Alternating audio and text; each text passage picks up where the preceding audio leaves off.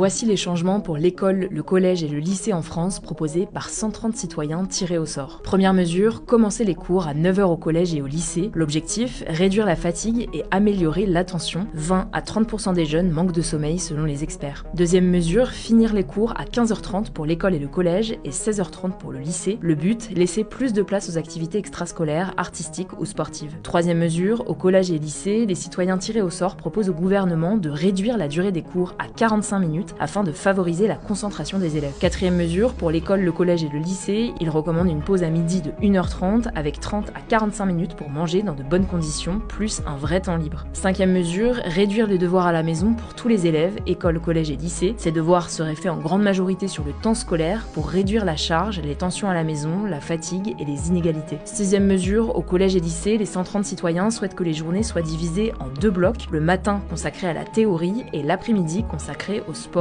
aux arts et aux ateliers pratiques comme la cuisine, le bricolage, la gestion d'un budget, afin de réduire les inégalités et rendre plus autonomes. Septième mesure, pour tous les élèves, le retour de la semaine de 5 jours et donc de l'école et des cours le mercredi. Ça permettrait notamment de diminuer les journées et donc de finir plus tôt. Aujourd'hui, les élèves de maternelle et élémentaire n'ont pas cours le mercredi dans 90% des communes en France. Huitième mesure, pour tous les niveaux, chaque classe aurait au minimum un séjour de 2 jours et 1 nuit par an. L'idée est de créer de vraies ruptures dans l'année pour apprendre autrement, découvrir, s'ouvrir et respirer. Neuvième mesure, la durée des vacances ne changerait pas, mais on passerait de 3 à 2 zones de vacances scolaires. Avoir seulement 2 zones permettrait à plus de régions d'avoir des semaines en commun selon les 130 citoyens. Dixième mesure, il est suggéré de réduire le nombre d'élèves par classe. La Convention citoyenne a aussi proposé de stopper les suppressions de postes d'enseignants pour rendre ces changements possibles. C'est important de noter que ces mesures restent des propositions faites au gouvernement par 130 citoyens dans le cadre de la Convention citoyenne sur les temps de l'enfant, demandée par Emmanuel Macron. Rien ne garantit donc qu'elles seront appliquées et suivies par le gouvernement. À noter que certains syndicats ont déjà émis des réserves concernant certaines propositions, notamment le fait de diviser les apprentissages entre pratique et théorie, ce qui n'aurait pas de sens selon la CFDT. On vous tiendra au courant si ces mesures sont reprises par le gouvernement.